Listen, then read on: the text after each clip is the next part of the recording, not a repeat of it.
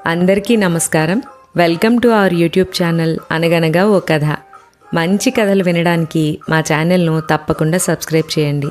అలాగే మీ friends and ఫ్యామిలీకి share చేయండి. ఇవాళ మనం వినబోయే కథలన్నీ శ్రీ సత్యం శంకరమంచి గారు రాసిన అమరావతి కథల నుంచే. వినబోయే ముందు ఒక చిన్న విన్నపం ఏంటంటే, ఈ కథలు వినేటప్పుడు కాస్త ప్రశాంతంగా కళ్ళు మూసుకుని పాత్రలను ఊహిస్తూ వినమని. కథానాయకుల పాత్రలన్నీ ఎప్పట్లాగే మనకు తెలిసినవే అయినా పాత్రల ఉదాత్తత మరింతగా అర్థం అవడానికి తప్పకుండా కాస్త టైం తీసుకుని ప్రశాంతంగా కథని ఊహిస్తూ వినండి. అలాగే అన్ని కథలు విన్న తర్వాత మీకు నచ్చిన పాత్ర ఏమిటో, ఒకటో రెండో, అదేంటో కూడా తప్పకుండా షేర్ చేయండి. ఇప్పుడు మనం వినబోయే కథ అరుగరుగో సుబ్బయ్య మాస్టారు. అరుగో సుబ్బయ్య మాస్టారు వస్తున్నారు అంటే సుబ్బయ్య మాస్టర్ రావటం లేదు. ఒక గేదె, ఒక దూడ స్కూలు ఆవరణలోకి అడుగు పెడుతున్నాయి. వాటి వెనకాల ఇద్దరు కర్రలుచ్చుకుని వాటిని తోలుకుంటూ వస్తున్నారు. అవి సుబ్బయ్య మాస్టారి పశువులు. వాళ్ళిద్దరూ సుబ్బయ్య మాస్టారి శిశువులు. ఆవరణలో గుణపాలు పాతి ఆ గేదెని దూడని కట్టేశాక ఎవరి క్లాసుకు వాళ్ళు వెళ్ళిపోయారు పిల్లలు. ఆ వెనక సుబ్బయ్య మాస్టారు వచ్చారు. ఇంకో సంవత్సరంలో రిటైర్ అవ్వాలి.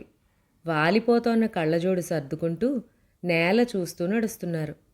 ఉత్తరీయాలు ఎప్పుడో మానేశారు. భార్య పోయిన తర్వాత చొక్కా చిరుగు కుట్టేవారు లేకపోతే కొంతకాలం చిరుగుల్ని కప్పుకోవడానికి ప్రయత్నించేవారు. ఇప్పుడు అది మానేశారు. మాస్టర్ని చూడగానే గేదె మోర ఎత్తి అరిచింది.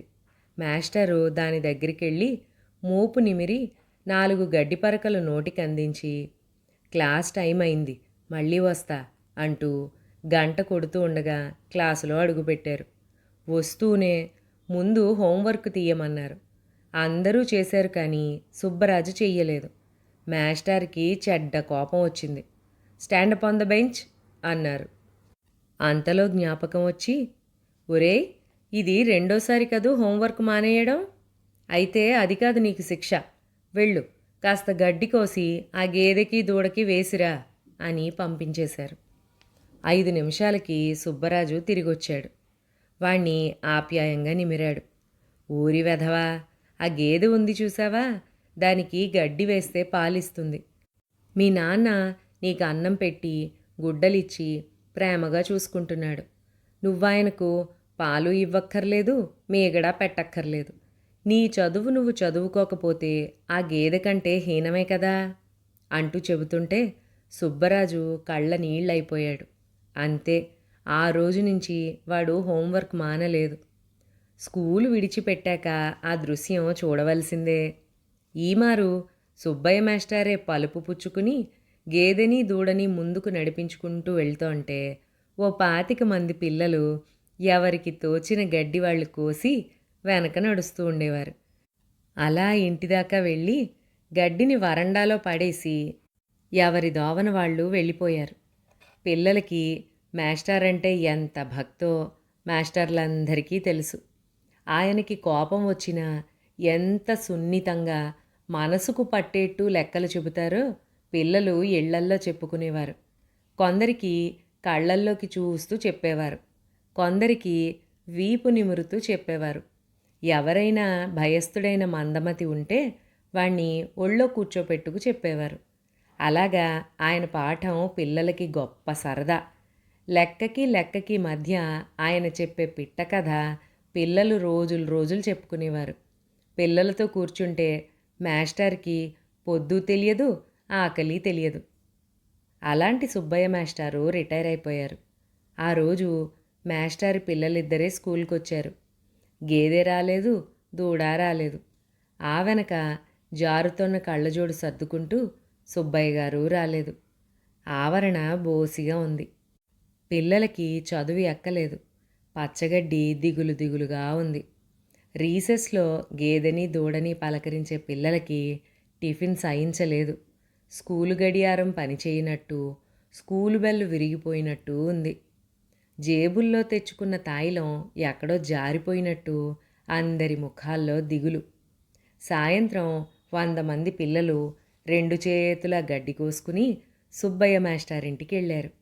ముందు ఖాళీ స్థలంలో గేదె ముందు దిగులుగా కూర్చున్న మాస్టారు కనిపించారు.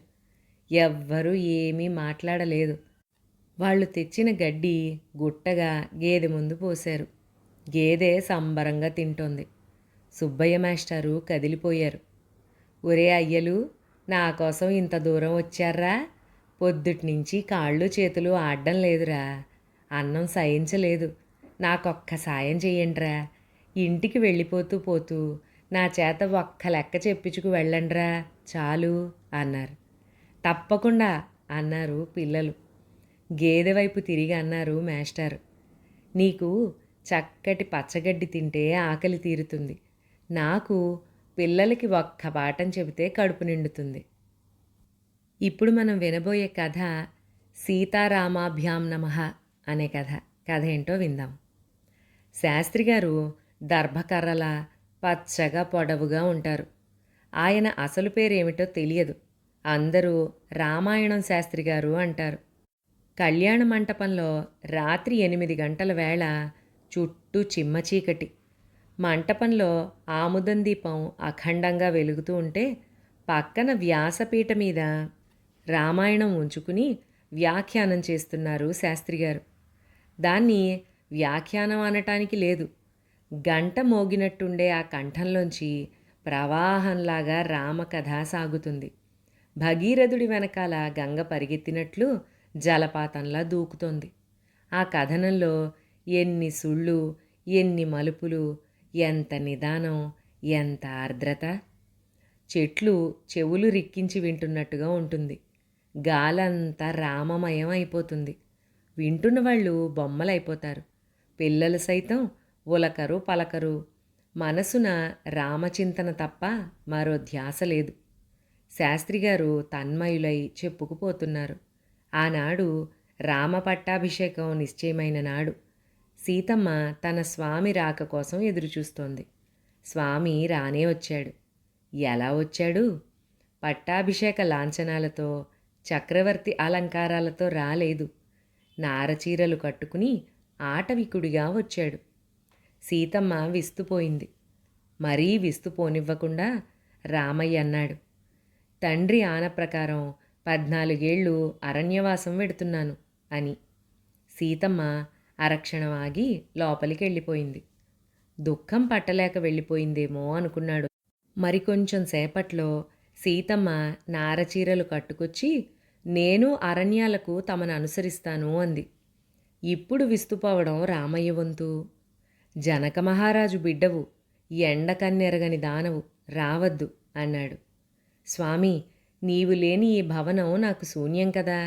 నీవు పక్కన లేక అమృతము అరుచియే కదా. నీ సాన్నిధ్యం నాకు స్వర్గం, నన్ను వారించవద్దు అంటూ భర్తను అనుసరించి పువ్వుల మీద నడిస్తే కసుగందే సీతమ్మ పాదాలు ముళ్లబాటల్లో రక్కసి పొదల్లో నడుస్తుంటే చీరుకుపోయి నెత్తురు చిప్పిల్లుతున్న భర్త సన్నిధే తనకు ప్రాణమని చిరునవ్వు నవ్విందే కానీ కంట నీరు పెట్టలేదయ్యా. జనంలో ఉన్న రుక్మిణి కన్నీరు మున్నీరైపోయింది. రుక్మిణి అత్తగారి మీద కోపం వచ్చి అత్తిల్లు వదిలి పుట్టింటికొచ్చి 6 నెలలైంది. ఉన్నట్టుండి రుక్మిణికి భర్త మీదకి పోయింది మనసు. అన్నం సరిగ్గా తింటున్నాడో లేదో. అన్నం అయ్యాక ఆకు వక్క తనే వేసుకుంటున్నాడు కాబోలు. అర్ధరాత్రి మెలకువ వచ్చినప్పుడు తాగటానికి మంచం కింద మంచినీళ్లు పెడుతున్నారో మర్చిపోతున్నారో. స్నానమాడుతున్నప్పుడు వీపెవ్వరూ రుద్దరు కాబోలు. ఇష్టమైన కొత్తిమీర కారం నూరిపెట్టరు కాబోలు. దుఃఖం పొంగుకురాగా కొంగుతో ముఖం కప్పుకుంది. ఉదయాన్నే శాస్త్రిగారు ఇంటింటి ముందుకు వచ్చి సీతారామాభ్యాం నమః అంటారు. ఇంటివారు గుప్పెడు బియ్యం యాయవారం చెంబులో పోస్తే ఆ రోజు తిథి వారం వర్జ్యం చెబుతారు. అలా చెప్పుకుంటూ పెద్ద బజార్లోకి వస్తే అక్కడ రైతులు కొత్త నాగలి పట్టడానికి ముహూర్తాలు, పిల్లకి చెవులు కుట్టడానికి మంచి రోజు అడుగుతారు. పంచాంగం తీసి వాళ్ళకి మంచి రోజులు చెప్పి రుక్మిణి ఇంటి ముందుకొచ్చి సీతారామాభ్యాం నమః అన్నారు. రుక్మిణి పరిగెత్తుకొచ్చి, అయ్యా, తూర్పు ప్రయాణానికి మంచి రోజు ఎప్పుడు అని అడిగింది. శాస్త్రిగారు ఆలోచనగా రుక్మిణి వైపు చూసి, పంచాంగం విప్పకుండానే, తూర్పున సూర్యుడుంటాడు. సూర్యుడు నీ దేవుడు. నీ దేవుడి దగ్గరికి వెళ్ళడానికి సంకల్పమే ముహూర్తం. భోజనం చేసి వెంటనే బయలుదేరు అన్నారు. రుక్మిణి ముఖం ఎంతయ్యింది. అరసోలెడు బియ్యం చెంబులో పోసింది. ఆ రోజు ఋష్యమూక పర్వతం మీద శ్రీరామచంద్రుడికి దొరికిన నగలు చూపిస్తోన్న ఘట్టం. నగలమూట విప్పాడు రామయ్య. కన్నీటి పొరలు కమ్ముకుంటున్నాయి. ఏవీ కనిపించడం లేదు. అవి ఏం నగలో, సీతమ్మవి అవునో కాదో చెప్పలేకపోతున్నాడు. పక్కనున్న లక్ష్మణుణ్ణి పిలిచి, తమ్ముడు, నాకేం కనిపించటం లేదు. ఇవి నీ వదినగారి నగలు అవునో కాదో చెప్పవయ్యా అన్నాడు. లక్ష్మణుడు ఆ నగలు పరిశీలించి, ఈ కర్ణపత్రాలు, నాసికాభరణాలు ఇవి ఎవరివో నాకు తెలియదు. కానీ ఈ పాదమంజీరాలు మాత్రం మాతృ సమానురాలైన మా వదినగారివే అన్నాడు. అంటే ఆ లక్ష్మణస్వామి ప్రతిరోజు సీతమ్మ పాదాలకు వందనం చేసుకునేవాడు. ఆమె కాలిపట్టీలు తప్ప, ఆ పదయుగ్మం తప్ప మరింకేవీ తెలియని మహాభక్తుడయ్యా ఆయన. ఇది విన్న రుద్రయ్య కళవళపడిపోతున్నాడు. వదినగారి మీద కోపంతో అన్నతో వేరుపడి వచ్చిన రుద్రయ్య మర్నాడే క్షమాపణ చెప్పుకుని అన్నతో కలిసిపోయాడని వేరే చెప్పక్కర్లేదు. 10 ఏళ్లు గడిచాయి. కళ్యాణ మండపంలో ఆముదం దీపం పక్క నుంచి రామాయణం వినిపించటం లేదు. ఇప్పుడు చూస్తే 10 మంది పెట్రోమాక్సలైట్లు పెట్టుకుని పేకాడుతున్నారు. వెనక రామమయంగా ఉండే గాలిలో నీ అమ్మ జోకర్రా లాంటి బూతులు తేలుతున్నాయి. ఇప్పుడు ఈ రామాయణం విడివడిన కుటుంబాలను కలుపుతోందో, సత్యాన్ని నిలబెడుతోందో మరి. ఇప్పుడు మనం వినబోయే కథ ఏడు పెరగనివాడు. కథ ఏంటో విందాం. అది రుద్రభూమి. పుట్టిన ప్రతివాడు ఆఖరికి చేరుకునే పుణ్యభూమి. జీవితం అనే అవిశ్రాంత యానంలో ఆఖరి ద్వారం అది. ఆ ద్వారం దగ్గర నుంచుని ఉన్నాడు కాటికాపరి ఏసోబు. చీకటంత నల్లగా ఉన్నాడు ఏసోబు. కాగడాల్లా ఎర్రటి కళ్ళు, గుబురు మీసం, భేతాళుడి చేతులు. సుబ్బయ్య గారు బుగ్గైపోతుంటే కొడుకులు మనవలు ఘోలు ఘోలుని ఏడుస్తున్నారు. గుండె లవిసిపోయేట్టు, రాళ్ళు కరిగిపోయేట్టు, అనాథులమైపోయాం, ఎవరు దిక్కు మాకు అని ఆకాశానికి అంటేటట్లు విలపిస్తున్నారు. ఆ ఏడుపులు, ఆ ఆవేదన, ఆ బాధ ఏవి ఏసోబుకి అంటలేదు. అతని ముఖంలో ఏ విచారమూ లేదు. అవన్నీ తనకు పట్టనట్టు తన ధర్మం తను చేసుకుపోతున్నాడు. ఇప్పటి మాట, తనకి 10 ఏళ్ల వయసు వచ్చినప్పటి నుంచి తండ్రి పక్కన ఉండేవాడు. నిత్యము చావులు ఏడుపులు తప్ప వేరేమీ ఎరగడు. అంచేత జీవితంలోని దుఃఖాలన్నిటికంటే పెద్ద దుఃఖమైన మృత్యువు అతన్నేమీ కదిలించదు. మంచివాళ్లు పోయినప్పుడు లోపల అయ్యో అనుకునేవాడు. చెడ్డవాళ్లు పోయినప్పుడు ఇప్పటికి పండింది పాపం అనుకునేవాడు. తను దొంగ ఏడుపులు చూశాడు. కుంకుమ చెరిగిపోతూ ఉంటే, గాజులు చిట్లిపోతూ ఉంటే, గుండె ముక్కలవుతుంటే కాలసహజం అనుకునేవాడు తప్ప కంట నీరు పెట్టి ఎరగడు. తండ్రిని మట్టి చేస్తుంటే అతనికి ఏమీ అనిపించలేదు. అంతదాకా ఎందుకు, కట్టుకున్న ఇల్లాల్ని మోసుకొచ్చినప్పుడు కూడా కదిలిపోలేదు. జనమంతా బండముండా కొడుకు, రాతిగుండె, రాక్షసుడు అన్నారు. బతికున్నప్పుడు మిగతా జనం అడుగు పెట్టడానికే భయపడే చోట, ఆ పేరు తలుచుకుంటేనే హడిలిపోయే చోట ఏసోబు నిత్య నివాసంగా ప్రతి క్షణం మృత్యు వాతావరణంలో నిర్మోహంతో, నిరాసక్తతతో జీవిస్తున్నాడు. జనమంతా వెళ్ళిపోతున్నారు. అయ్యో! 12 ఏళ్ల పిల్లాడు కృష్ణ ఒడ్డు నుంచి కేకవేశాడు. అతగాడు ఏసోబు కొడుకు బుల్లిగాడు. వాడికి ఈ పక్కలకి రావటానికి భయం. వచ్చే ఏసోబు తిరిగి కేక పెట్టాడు. ఏసోబు గుడిసె కృష్ణ ఒడ్డునే. కొడుకు గంజి కాచి తండ్రిని పిలిచాడు. ఇద్దరూ కృష్ణ ఒడ్డున కూర్చుని ముంతల్లో గంజి వంపుకుని తాగుతున్నారు. బుల్లిగాడు తాగలేకపోతున్నాడు. ఏటైందిరా అని తండ్రి కొడుకుని దగ్గరకు తీసుకుంటే బుల్లిగాడి ఒళ్ళు కాలిపోతోంది. ఓరి జ్వరం వచ్చిందిరా అంటూ ఏసోబు మిగిలిన గంజి వదిలేసి కొడుకునెత్తుకుని గుడిసెలోకి తీసుకెళ్ళి పడుకోపెట్టి కంబళి కప్పి మందు తెస్తానుండు అంటూ ఊళ్ళోకొచ్చాడు. ఏసోబు వీధిలో నడుస్తూ ఉంటే జనమంతా పక్కకు తప్పుకుపోతున్నారు. ఆచార్లు గారి దగ్గరికి వెళ్ళి మందు తీసుకుని చిల్లర కొట్టు దగ్గరకొచ్చి ఉప్పు చింతపండు తీసుకున్నాడు ఏసోబు. షావుకారు పొట్లాలు దూరంగా విసిరేసి డబ్బుల మీద నీళ్లు చల్లి గల్లాపెట్టెలో వేసుకున్నాడు. వీధిలో నడుస్తూ ఏసోబు ఇలా అనుకున్నాడు. వీళ్ళంతా నేను చూసినా తాకినా సెరుపే అనుకుంటున్నారు. కానీ అయ్యలు, మీరందరూ నా చేతి మించిపోవలసినోళ్లే. గుడిసెలోకొచ్చి కొడుక్కి మందిచ్చి ఓ గంట ఒళ్ళు వాల్చాడో లేదో గట్టు మీద నుంచి పిలుపు. మృత్యువుకి పగలు రాత్రి లెక్కేమిటి? తనకు లేదు వేళాపాళా. లేచెళ్ళాడు ఏసోబు. తిరిగొచ్చేటప్పటికి బాగా పొద్దుపోయింది. ఆ రోజు చీకటి మరీ చిక్కగా ఉంది. కొడుకు ఒళ్ళు మసిలిపోతోంది. మళ్ళీ మందిచ్చాడు. బుల్లిగాడి తల ఒళ్ళో పెట్టుకుని కూర్చున్నాడు. వాడికి ఒంటి మీద స్పృహ లేదు. ఉన్నట్టుండి బుల్లిగాడి ఒళ్ళు చల్లబడుతోంది. మరీ చల్లబడుతోంది. ఏసోబు అరికాళ్ళు రుద్దాడు. అరిచేతులు రుద్దాడు. వాణ్ణి ఎలాగైనా బతికించుకోవాలి. కానీ లాభం లేదు. చిన్నవాడి ఒళ్ళు శాంతం చల్లబడిపోయింది. ఏసోబు బుల్లిగాడిని గుండెలకి హత్తుకున్నాడు. భళ్ళు భళ్ళుని ఏడ్చాడు. జీవితంలో మొట్టమొదటిసారి ఏడ్చాడు. నరాలు తెగిపోయేటట్టు ఏడ్చాడు.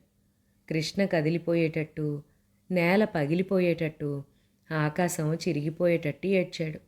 ఏడ్చి ఏడ్చి ఆగి ఒక్కసారి కృష్ణ వైపు చూశాడు. ఎప్పటిలాగే ముందుకు వెళ్తోంది. అవును, తనెందుకు ఏడ్చినట్టు? మామూలైపోయాడు. వెళ్ళిన వాళ్ళు వెళ్తారు, ఉన్నవాళ్ళు ఉంటారు అనుకుని ఏమీ జరగనట్టు కొడుకుని భుజాన వేసుకుని మట్టి చేయడానికి గట్టు మీదికొచ్చాడు. కొడుకు మీద మట్టి కప్పి ఎదురుగా నించుని అన్నాడు. ఓ తల్లి, నేల తల్లి, నువ్వెంత గొప్పదానివమ్మా. ఏడు పెరగని వాణ్ణి ఈ బుడ్డాడి కోసం ఏడుస్తానేమోనని ఆణ్ణి ముందే తీసుకెళ్ళావా అమ్మా? లేకపోతే ఓరి బుడ్డాడా, నీ అయ్యపోతే నువ్వేడుస్తావేమోరా. బతుకంతా ఏడు పెరగకుండా బతికిన ఏసోబుగాడు పోయాక వెనక ఎవ్వరూ ఏడవకూడదని ఆణ్ణిప్పుడే లాక్కెళ్ళావా తల్లి? కానమ్మా, నాకేం దిగుల్లేదు. కాని తల్లి, నే పోయాక మట్టి చేసేందుకు మడిసి లేకుండా పోయాడు. కొంచెం ఆ సమయం వచ్చినప్పుడు కొంచెం ముందు చెప్తావా? నేనే గుయ్యి తీసుకుని అందులో పడుంటాను. ఆ పైన నువ్వే మట్టి కప్పుకో తల్లి అంటూ ఆకాశం వైపు చూసి పిచ్చిగా నవ్వాడు. ఇప్పుడు మనం వినబోయే కథ శిఖరం. కథ ఏంటో విందామా? పాపయారాధ్యుల వారు సంధ్య పూర్తి చేసుకుని తలెత్తి చూస్తే ఒడ్డునున్న సత్తయ్య ఆకాశం వైపు చూస్తూ కనిపించాడు.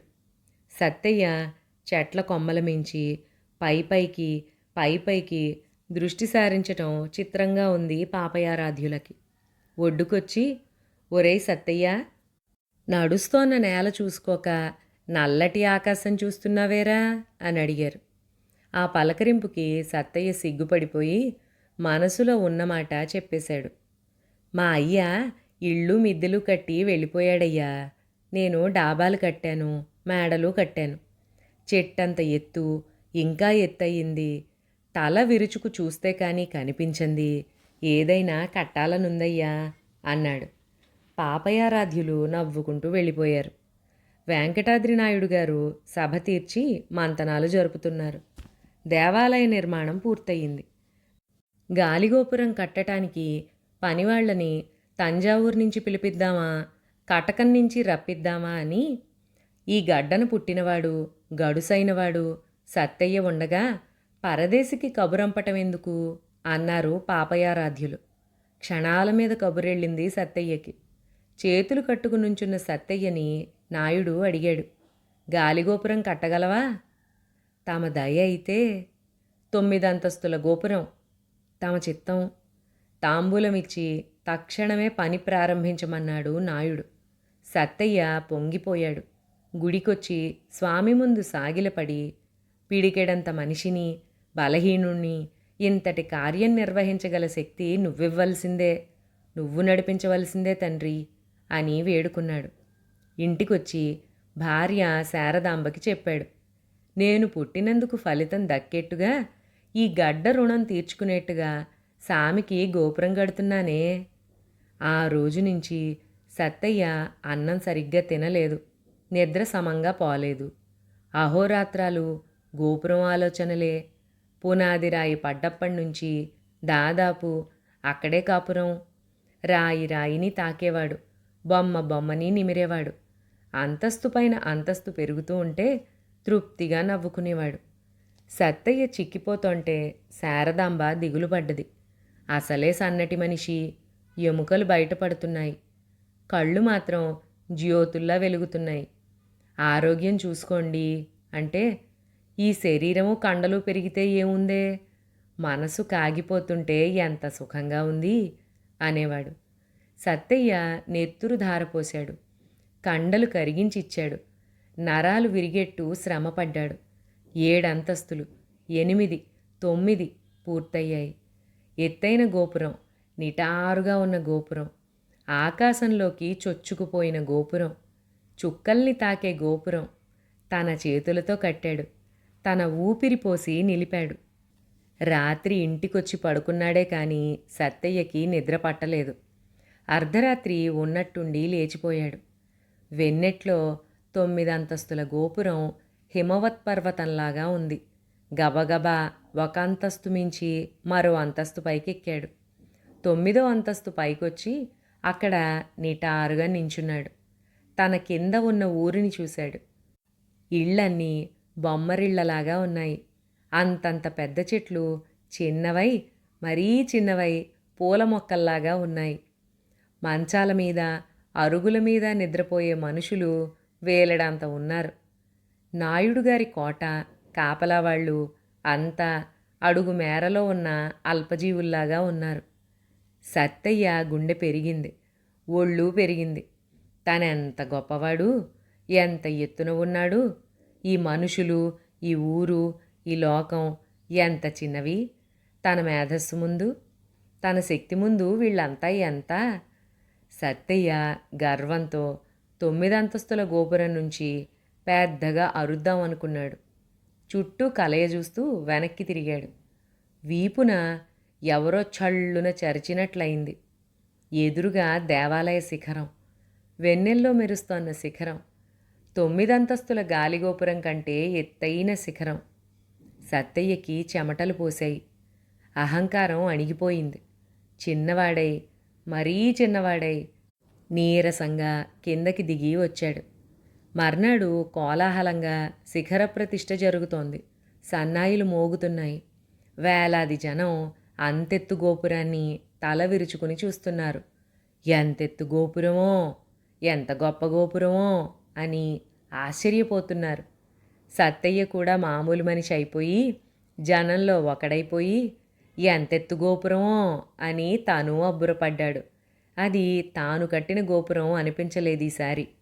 అందులోని ఓ ఇటుకరాయి, ఓ మట్టిబెడ్డ విలువ కూడా చెయ్యడు అనుకుంటూ శిఖరాలకి మొక్కాడు. నాయుడు పెట్టిన కొత్త బట్టలు కట్టుకుని ఇంటికొచ్చి శారదాంబొండిన పాయసం తింటున్నాడు సత్తయ్య. అందరూ భర్త గురించి గొప్పగా చెప్పుకుంటూ ఉంటే ఎంతో ఆనందపడ్డ ఆ ఇల్లాలు, ఏమయ్యా, గోపురం అంతా నువ్వే కట్టావు కదా, నువ్వు కట్టినట్టుగా ఎక్కడో ఓ చోట నీ పేరు చెక్కకపోయావా అంది. తింటున్న సత్తయ్య ఆగి, ఓసి పిచ్చిదానా, గోపురం ఉన్నంతకాలం నేనుంటాను కదా, నాకిక పేరెందుకే, అయినా అసలు నా పేరే గోపురమే, ఎవరు కట్టారన్న పేరంటావా, అంతకంటే ఎత్తైన దేవాలయ శిఖరం ఎవడు కట్టాడో వాడే అది కట్టాడు అన్నాడు. ఇక్కడితో ఈ కథలన్నీ కంచికి చేరాయి. మరొక మంచి కథలో మళ్ళీ కలుసుకుందాం. అంతవరకు సెలవు.